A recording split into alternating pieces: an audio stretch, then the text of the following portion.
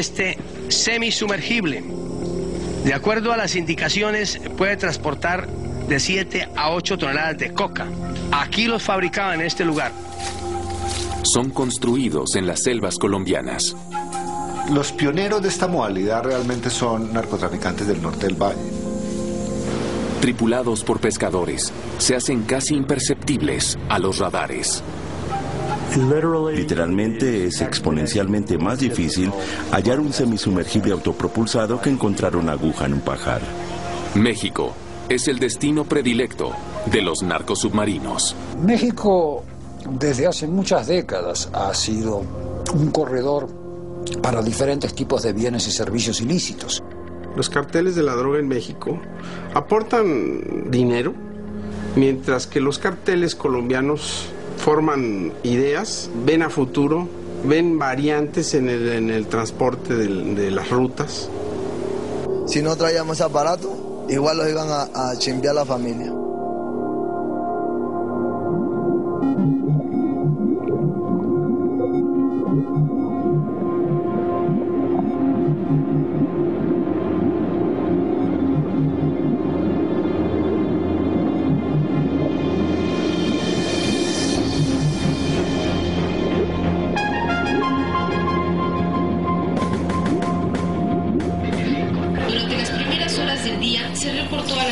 Zona naval la presencia de un submarino en las costas oaxaqueñas, por lo que de inmediato las fuerzas de infantería de marina procedieron a localizar un mini submarino a 120 millas del puerto de Salina Cruz.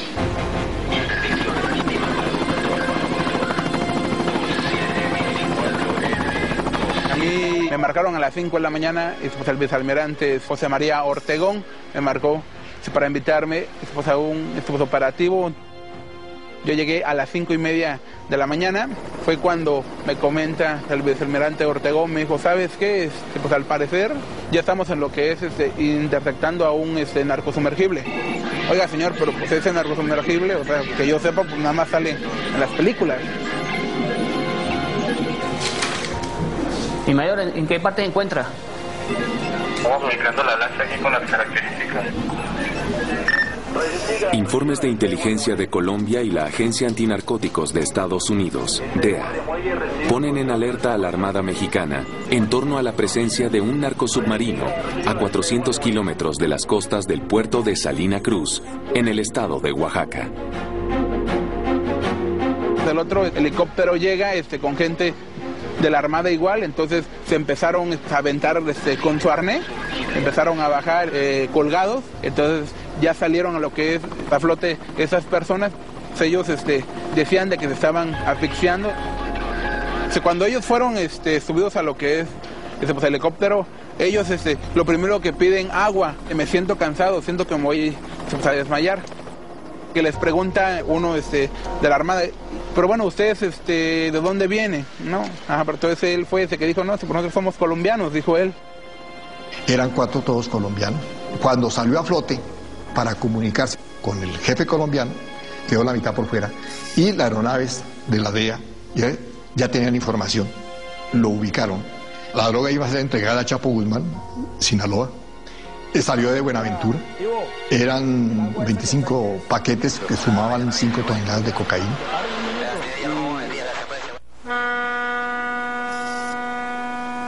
Buenaventura, Colombia, es una ciudad portuaria sobre el Océano Pacífico, ubicada en el departamento del Valle del Cauca.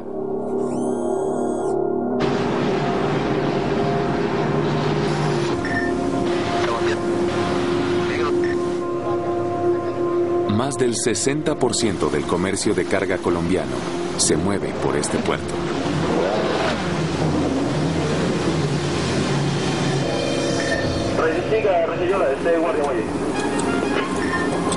Para la costa, vamos a hacer una inspección. ¿Cuántos tripulantes tiene a bordo? Pasen a la prueba, por favor. Capitán, ¿su licencia? ¿La de ella? Sí. Eso es aceite. Por favor, ¿me puede decir la serie del motor? Pero Buenaventura Es también una de las rutas al Pacífico preferida por los cárteles que trafican droga desde Sudamérica hacia México y Estados Unidos. Capitán, muchas gracias. Buen viaje para todos. Bueno, gracias.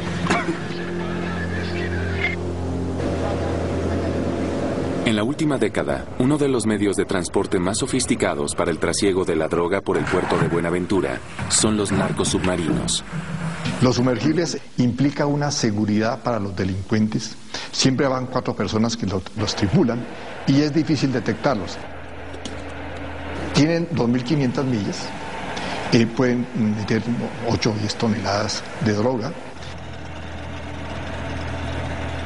Son máquinas bastante artesanales, construidas normalmente en astilleros clandestinos, en manglares colombianos, a partir de fibra de vidrio, y se hacen imperceptibles a operaciones de radar o a operaciones de vigías, de observación sobre esas máquinas.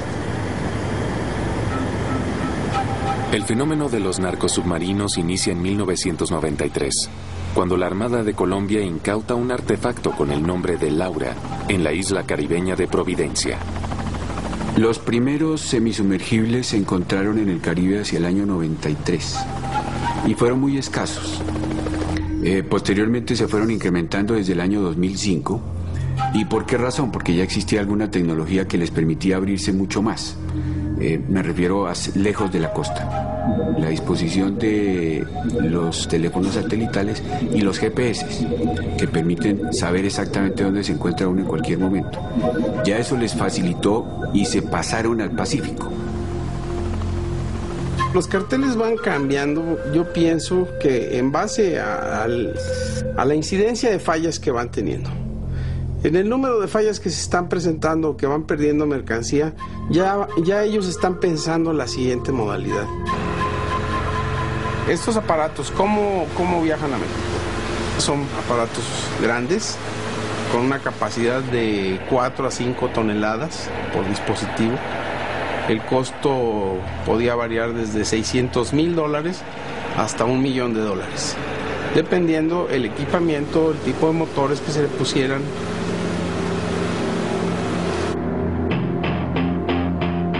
Ante la sofisticación de los narcosubmarinos, el eje tripartito en la lucha contra el narcotráfico que conforman Colombia, México y Estados Unidos recibe el apoyo de varias agencias federales estadounidenses, entre las que se encuentra la DEA.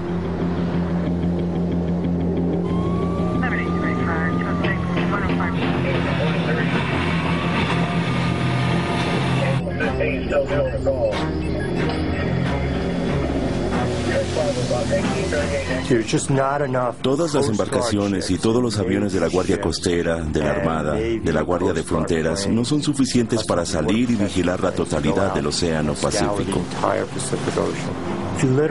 Literalmente es exponencialmente más difícil hallar un semisumergible autopropulsado que encontrar una aguja en un pajar.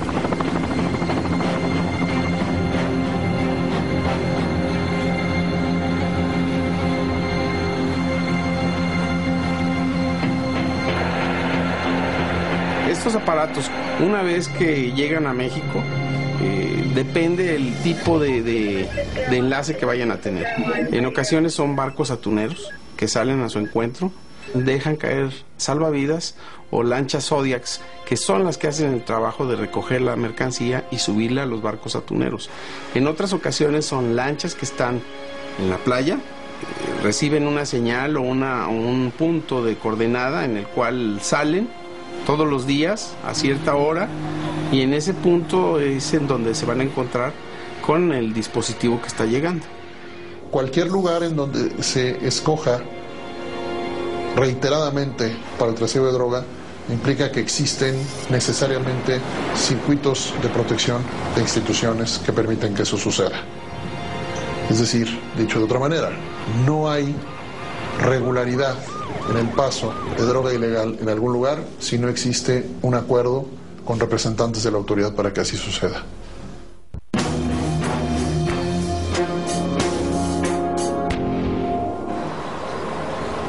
El primer narcosubmarino incautado por la Armada de México es remolcado al puerto Salina Cruz de Oaxaca. El navío de fabricación artesanal transportaba 5 toneladas de cocaína. La mercancía iba destinada al Chapo Guzmán, líder del cártel de Sinaloa. México desde hace muchas décadas ha sido un corredor para diferentes tipos de bienes y servicios ilícitos. Tiene una delincuencia organizada, especialmente la Federación de Sinaloa, el Cartel del Golfo, Zetas, Tijuana, Juárez, Familia Michoacana, así, en conjunto, que tiene presencia en 47 países del mundo. Son multinacionales de la delincuencia y están envueltas en 22 tipos de delitos organizados. Los carteles de la droga en México aportan dinero, ¿sí? Que básicamente eso viene a ser lo de ellos, mientras que los carteles colombianos forman ideas, ven a futuro, ven variantes en el transporte de las rutas. Entonces están en un constante movimiento para alternar esas vías de envío de droga. Los narcosubmarinos representan la innovación más ingeniosa de los capos de la droga en las últimas 3 décadas.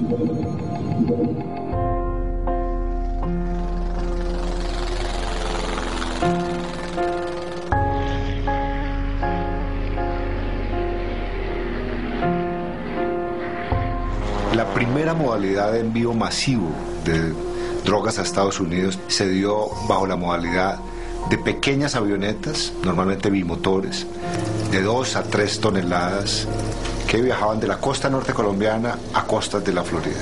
Es una modalidad que introduce Pablo Escobar Gaviria. Ya a finales de los 80 empezamos a notar unas tendencias nuevas que involucraban particularmente la contaminación de contenedores saliendo de puertos colombianos, particularmente del Pacífico y del Atlántico.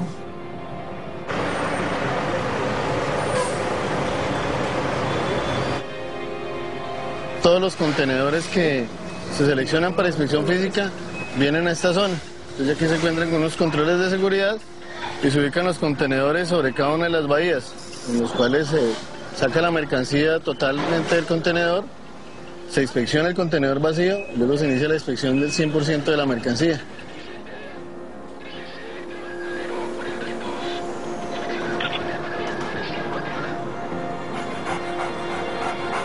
¿Esas cajas para dónde van? A México. México. Esta es la primera exportación que sacan, ¿no? ¿Vienen de dónde? De Cali.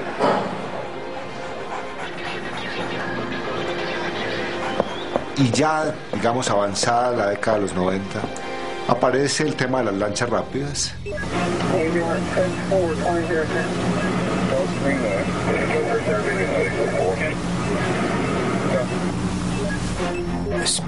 La velocidad estaba ganando.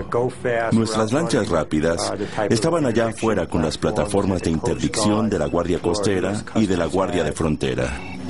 Hubo un aumento de recursos para contar con interceptores que pudieran competir con las capacidades de los traficantes. Si construíamos interceptores que podían ir a 30 millas por hora, entonces los traficantes construían una lancha rápida que alcanzaba las 50 millas por hora. Es un juego, pero es un juego mortal. Es un juego del gato y del ratón. Tenemos un contacto. ¿Dónde? Cierren la última. 210, 210. 140 tomado. ¿A cuántas millas está mi teniente? ¿A cuántas millas? La tenemos a 2 millas, mi sucia. La 2 millas la tenemos. Muelle recibido porción de arriba.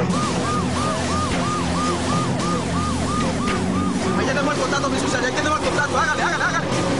Hágale que la tenemos. ¿Qué pasó con las lanchas rápidas? Realmente se armó una especie de escudo protector en costas norteamericanas y mexicanas y también en islas del Caribe, que ha significado que esa operación realmente sea fácilmente detectable. Me tocó ver que las lanchas rápidas primero tenían un porcentaje de éxito altísimo. normalmente llegaban casi todas, eran muy pocas las que llegaban a fracasar. Poco a poco fueron disminuyendo en su éxito, de tal forma que ya estaba trabajando el cartel de Cali y el de Medellín en rutas alternas. Entre ellas, recuerdo una plática más o menos a mediados de 1992, en la cual hablaban mucho de incorporar tecnología rusa, y específicamente en la elaboración de submarinos. La primera generación de narcosubmarinos se conoce como torpedos parásitos, que se adhieren debajo de las embarcaciones. Para la segunda generación, se separan del casco del barco y son remolcados a 50 metros de distancia.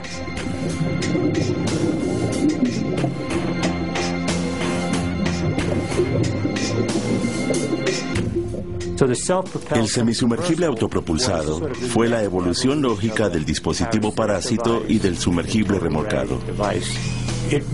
Verdaderamente sorprendió a las autoridades. Somos conscientes de lo que sabemos, así que debemos adelantarnos a las nuevas técnicas y desarrollar nuevas estrategias contra lo que empleen los traficantes. Para reportar unidad navegando 180, se recomienda 160, estamos caídos 6 grados abajo. Recibido. Los pioneros de esta modalidad realmente son narcotraficantes del norte del Valle. Fue Wilber Valera en su momento, contratando un técnico que desarrolló una modalidad, una capacidad para construir semisumergibles en áreas del Valle, Cauca y Nariño, en esas costas del litoral pacífico. El grupo que se especializó básicamente en esto era el grupo de los niches, o así se hacían llamar. Hay un personaje el cual le dicen el tío, que es el que yo conocí, que manejaba toda la zona de Buenaventura. Este señor se llamaba Manuel Bonilla. Él era el encargado básicamente de controlar todo el puerto de Buenaventura y sus alrededores, y se especializaba nada más en transporte de droga y manufactura de lanchas semisumergibles y torpedos.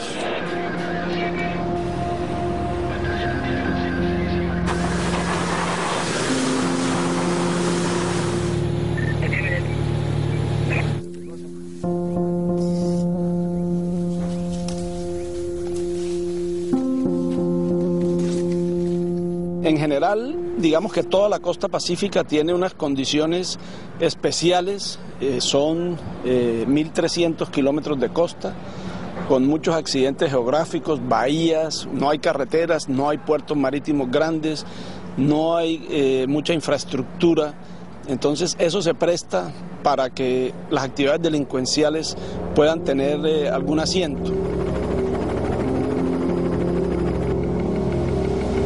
La Armada Nacional de Colombia dispone de fragatas, lanchas rápidas y patrulleras fluviales para la vigilancia del Pacífico. Asimismo, comandos jungla de la Policía Colombiana y unidades élite del Ejército realizan operativos selva adentro en busca de laboratorios de cocaína y de astilleros clandestinos. Por estos caños es que se mueve la logística para la construcción de los semisumergibles. Para llegar acá, ya del mar, gastamos 1 hora 10 minutos. Y uno de los aspectos es para que no los detecten. Inclusive ni desde el aire se puede detectar porque los árboles son muy frondosos. Mientras diferentes ramas de las fuerzas militares colombianas luchan contra el narcotráfico dentro de su jurisdicción, la DEA se enfoca en aportar inteligencia y desarrollar nuevas tecnologías para la detección de los narcosubmarinos. El semisumergible va casi completamente sumergido, así que la lectura en el radar es tan pequeña que fue necesario recalibrar nuestros radares. Los operadores de radar debían ahora buscar la lectura de una señal de otro tipo. Los semisumergibles estaban ganando la batalla por mucho tiempo, porque en primer lugar, nosotros no sabíamos que ellos estaban allí. Y en segundo lugar, hasta que uno no encuentra un semisumergible en su ruta, uno no entiende lo que esa lectura del radar era. Así que hubo una calibración no solo de la tecnología, de los operadores de esa tecnología para encontrar semisumergibles, sino también una recalibración de las investigaciones. Los semisumergibles que están construyendo pueden llevar entre unas 4 o 6 y 10 toneladas de cocaína. Estamos hablando de una inversión de $1 millón máximo, póngale 1.5, que comparado con los 250 millones en el caso de 10 toneladas de cocaína, mínimo que se recibirían por llevar 10 toneladas, pues realmente es muy poco. Tenemos el caso de Oaxaca, que es muy interesante.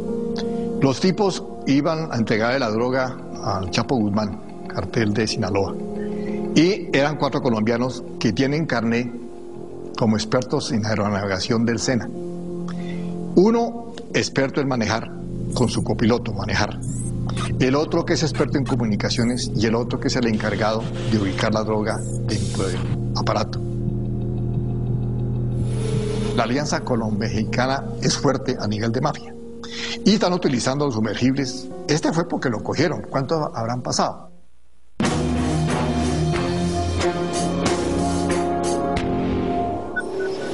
...48 horas después de la interdicción del primer narcosubmarino en las costas del Pacífico mexicano, agentes federales de ese país exhiben las 5 toneladas de cocaína decomisadas a bordo de la embarcación.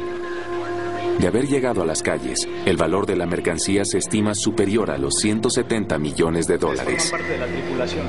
José Félix Cuero, Rodrigo Olaya, Flavio Pineda y Rafael Jiménez son los 4 ciudadanos colombianos que tripulaban el narcosubmarino. Si no traíamos aparato, igual los iban a chimpear a la familia. ¿Pero quién fue los que los mandaron para acá? Eso es lo que no sabemos, si es la FARC, si es la autodefensa, porque usted sabe que allá manejan muchos grupos de delincuencia. ¿A qué se dedican en Colombia? Vámonos. Somos en el mercado, pescadores. Los 4 presentaron diploma del SENA que habían sido capacitación lícita en aspectos de la navegación, que eso cualquier persona lo puede recibir. Y estos individuos son los que recluta el cartel de Tamer Portocarrero, los recluta para poder construir, manejar y conducir estos sumergibles con droga al extranjero. El SENA es un prestigioso instituto técnico financiado por el Estado colombiano. En este plantel, localizado a lo largo y ancho de Colombia, cualquier ciudadano puede recibir instrucción formal en las áreas más diversas. Básicamente yo considero a las personas que hacen eso unos kamikazes. Me tocó ver un día antes de que salieran, llegaban estas tripulaciones, gente muy humilde. El ritual era muy básico, una buena comida, rezar, tomar unos buenos tragos, cada quien se encomendaba a su santo de preferencia, ¿sí? Callados, solitarios, viendo hacia la selva, a la nada, y esperando el momento de partir. Como sus antecesores, los 4 tripulantes de este narcosubmarino inician su travesía en los esteros del Pacífico colombiano.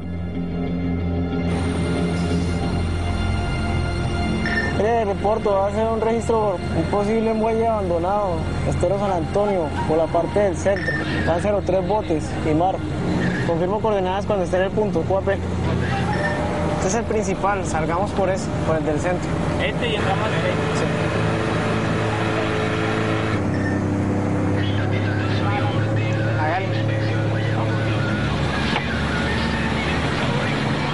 Sí. Encontró ese muelle abandonado, posiblemente usado antes para embarque de cultivos ilícitos. 3 kilómetros adentro, tercer estero San Antonio.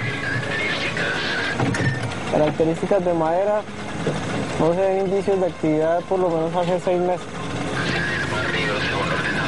Los narcosubmarinos que son incautados en astilleros clandestinos o en alta mar se trasladan a las bases principales de la Armada Nacional de Colombia.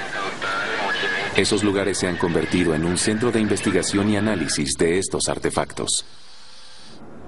Este semisumergible es importante porque pues obviamente tiene características especiales, sobre todo por su tamaño, 20 metros de eslora, 3 metros de manga, que es el ancho, y le da gran capacidad de transporte de mercancías o sustancias ilícitas.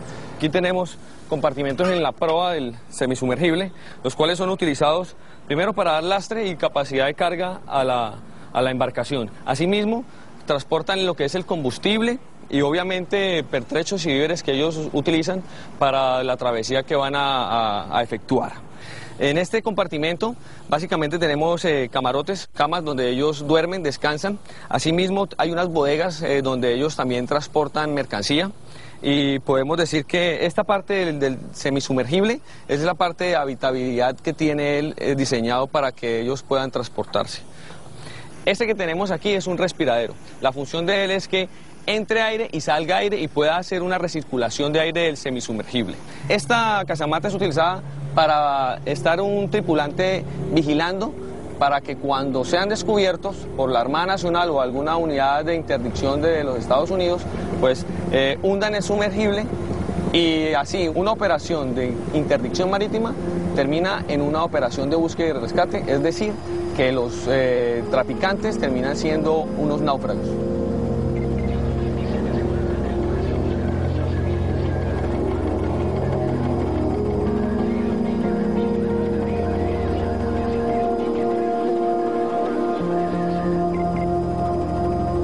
Cada vez que los bandidos eran detectados, ellos hundían las embarcaciones en menos de 2 minutos. Esto obligaba, por falta de pruebas, a que estas personas se convirtieran en náufragos. Y de esa manera nos tocaba llevarlos a tierra y entregarlos sanos y salvos a sus familias. Cuando botan la droga es porque han recibido la orden de un jefe. Y ese jefe dice, no, húndanlo. Entonces lo hunden, la droga se perdió y ellos se declaran náufragos. La Unidad de Narcotráfico e Interdicción Marítima de la Fiscalía General de Colombia se encarga de investigar todos los delitos que tengan que ver con narcotráfico y conexos. El simple hecho de tener ese aparato no constituía un delito y por lo tanto estas personas no podían ser judicializadas.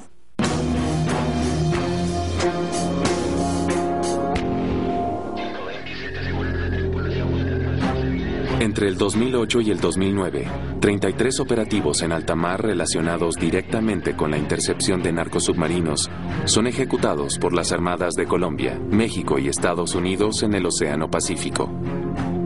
En varios de los casos, los tripulantes hunden las embarcaciones con la mercancía a bordo antes de la llegada de las autoridades. Así consiguen evadir el peso de la justicia. La delincuencia avanza y nosotros tenemos que estar a la par de ello en materia legislativa para poder contrarrestar todos estos fenómenos que ocurren en ellos. A raíz de esto apareció la ley 1311 de 2009, de julio del 2009, en donde ya implementó y adicionó el tipo penal de semisumergible, es decir, el simple hecho de almacenar, de tener consigo, de financiar, de transportar un aparato de esto ya es una conducta constitutiva de delito y tiene unas penas de 6 a 12 años y unas multas bastante elevadas y que pues obviamente constituye una herramienta jurídica muy grande para estas personas.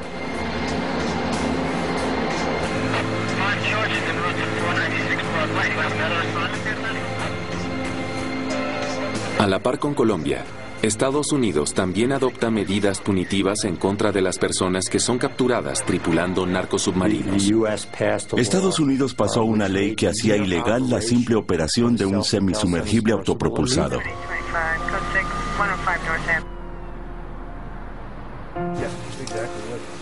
Entonces la evidencia de videos y testimonios durante la interdicción era suficiente para acusar a las tripulaciones ante la justicia. La pena es una sentencia de 15 años.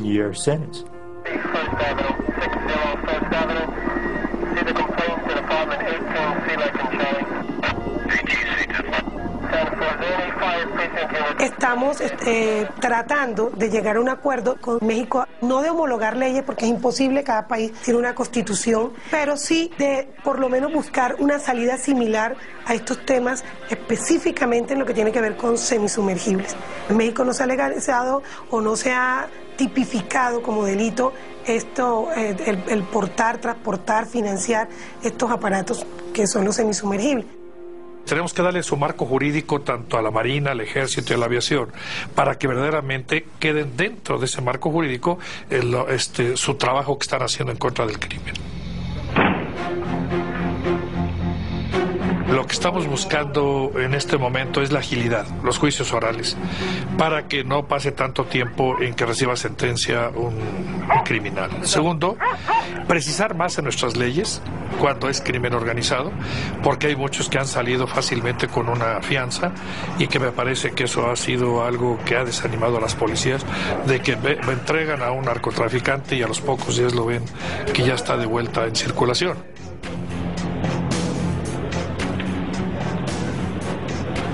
Bajo las leyes vigentes en México, si la Armada intercepta un semisumergible en sus aguas territoriales y no encuentra rastros de droga a bordo de la embarcación, los tripulantes no pueden ser enjuiciados y el semisumergible tampoco es incautado. Es reutilizable el sumergible, o sea que no se destruye. Anteriormente los delincuentes coronaban y destruían el ese. Ahora el sumergible se va, corona con la entrega de la droga y se regresa ¿con qué? Tráfico de personas, tráfico de armas, tráfico de dinero. Entonces, esto hay que pararle muchas bolas, porque ese va a ser el futuro de sumergible.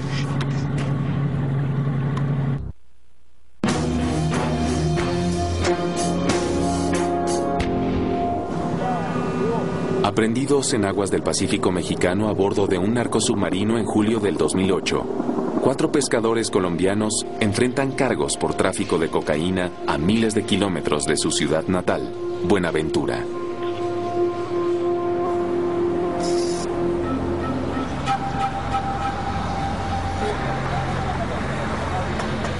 El pescador artesanal es un individuo que vive del día a día, que vive en las orillas del mar, en los manglares, en los esteros, que su familia la sostiene de su pesca diaria y que tiene una cultura tradicional.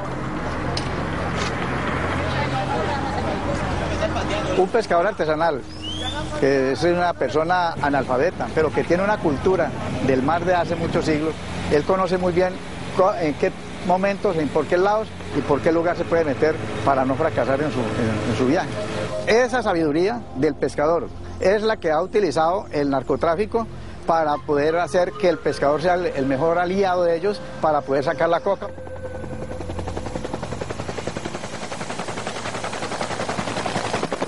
En los últimos 5 años, los cárteles se han visto obligados a cambiar sus rutas de transporte de los territorios montañosos en el centro y el oriente del país hacia los esteros y las zonas pesqueras que bordean el Pacífico colombiano. El litoral pacífico aparece hoy después de una presión muy intensa cumplida en el centro del país, en el Meta, en el Guaviare, en Antioquia, en los Santanderes, movilizándose a costas de ese litoral pacífico, y por lo tanto los centros de producción de hoja, los laboratorios y los puertos de embarque están muy localizados en el Pacífico colombiano. En la región del Putumayo, al sur de Colombia, un comando jungla se dispone a allanar un laboratorio clandestino.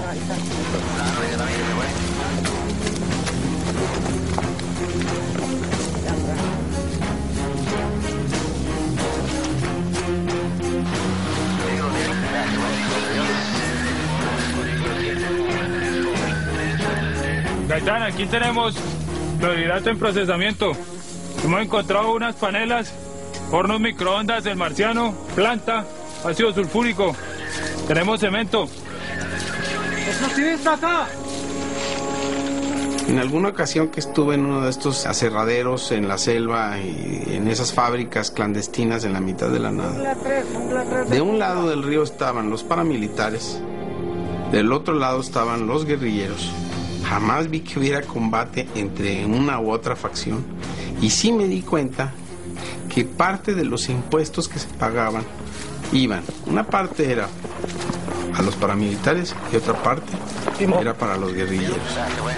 5, 4, 3, 2, 1.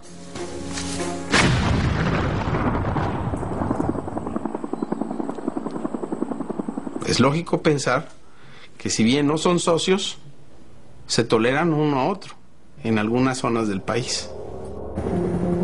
Basado en información de inteligencia, el Comando Conjunto de Occidente se dispone a desmantelar un astillero clandestino al sur de Colombia. Este semisumergible, de acuerdo a las indicaciones, puede transportar de 7 a 8 toneladas de coca. aquí los fabricaban en este lugar y de aquí los sacaban después de mejorar esos esteros al Océano Pacífico. ¿Cuántos semisumergibles puedan pasar? Eso es muy difícil de precisar.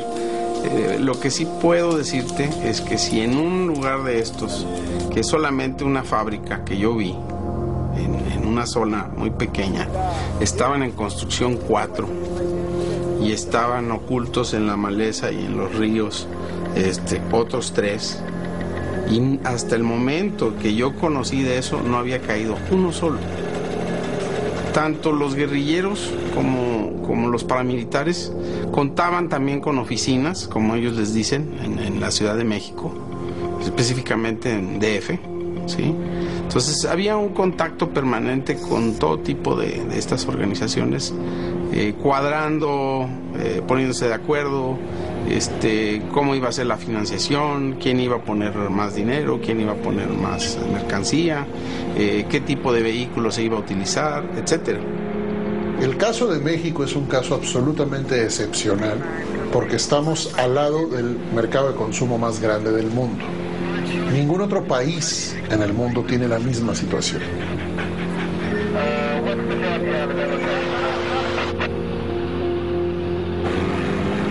What you have right there is one of the areas where they'll cross narcotics and people right there. Dada la debilidad de las autoridades mexicanas, hay oportunidad de que un número indeterminado de autoridades se ven o sometidas o corrompidas por la delincuencia organizada. ¿Cuáles son específicamente las rutas?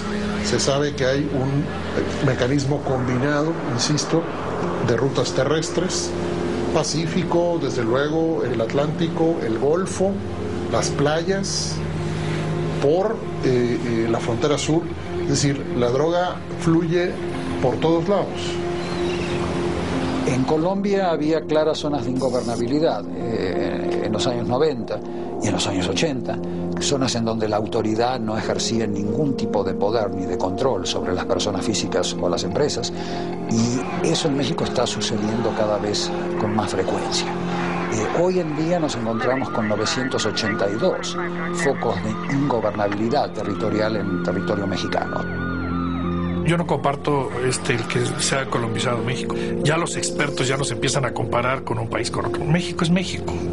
México tiene un problema muy especial y se le está atacando de una manera con responsabilidad, pero también sobre todo con nuestras fuerzas, ¿no? México es un país que toda su historia ha sido muy cuidadoso de su soberanía. No por una emergencia se va a entregar a que México pase a ser un conejillo de indias para cómo tratar al crimen organizado.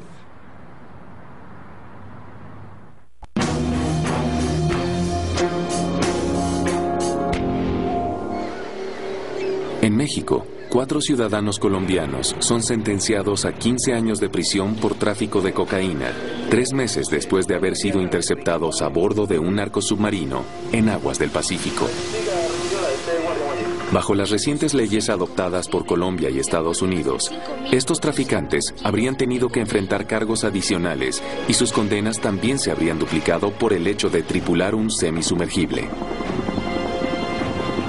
Hasta este momento, desde el año 93, se han incautado 53 semisumergibles con participación de Colombia. El nivel de cooperación internacional entre Colombia y los Estados Unidos, entre Colombia y México, y entre los 3 países, lo que yo llamo cooperación tripartita, nunca ha sido más fuerte.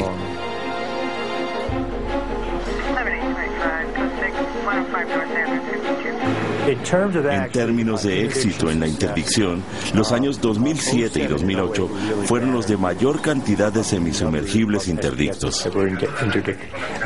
Nuevamente, en gran medida es el resultado de la recalibración y de saber lo que estábamos buscando y concentrarnos en ello.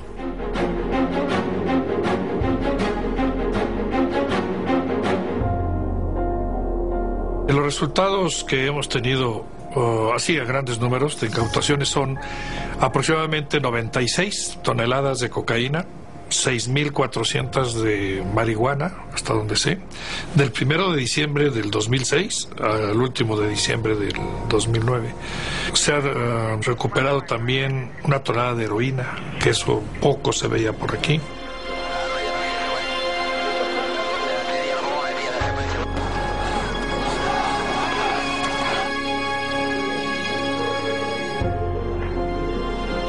Las noticias de incautaciones cada vez más frecuentes en México corresponden a una decisión del gobierno mexicano que ha declarado la guerra al narcotráfico, y estamos viendo, digamos, unas acciones verdaderamente estratégicas, impactantes sobre narcotraficantes colombianos, mexicanos, centroamericanos en México. Y por otro lado, lo que está claro es que las organizaciones mexicanas siguen demandando, digamos, de los productores andinos clorhidrato de cocaína. A ver, mientras exista la demanda, existirá la oferta. Mientras existan instituciones públicas, de alguna u otra manera intentando combatir la oferta va a diversificar su manera de llevar el producto a las manos del consumidor. Así es que no tiene por qué parar. Las sorpresas en cuanto al tipo de tecnologías o técnicas que utilice el narcotráfico y la delincuencia organizada en general para mover los bienes y servicios de los mercados ilegales. Eso no va a parar. Los semisumergibles ya tuvieron su día bajo el sol. ¿Cuál es la próxima generación? ¿Qué estarán haciendo los traficantes? Lo que nos preocupa es que si los sumergibles autopropulsados ya no son una manera exitosa de transportar e introducir drogas, los narcotraficantes darán el siguiente paso, que es un paso en tecnología. Es desarrollar submarinos completamente sumergibles. Después de los semisumergibles, bueno, puedo contar que ya se estaba trabajando en modelos manejados a control remoto desde naves nodrizas. En Medellín también se estaba trabajando en la desmolecularización de la droga.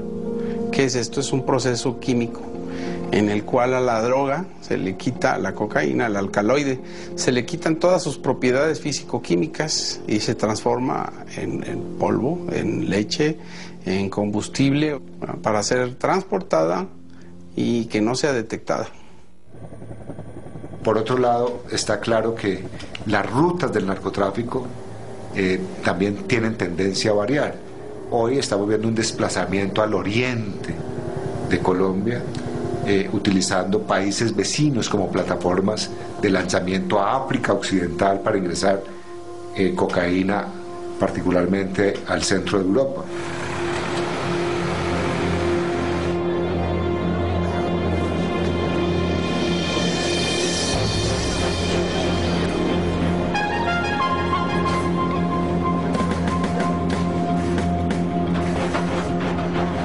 Mire, las zorras tienen algo extraño en la parte de la visera. Eso se le nota que tiene cocaína o heroína ahí, porque la densidad atómica es dada para eso. Entonces hagámosle una prueba con el ion scan y mire a ver qué resultado le da. El tío Miradento me dio los dos porcentajes que son para la cocaína. ¿Qué destino lleva esa gorra? Esa gorra iba para un destino de España, me dice. España. Ah, bueno, entonces ya vamos a proceder a judicializar ese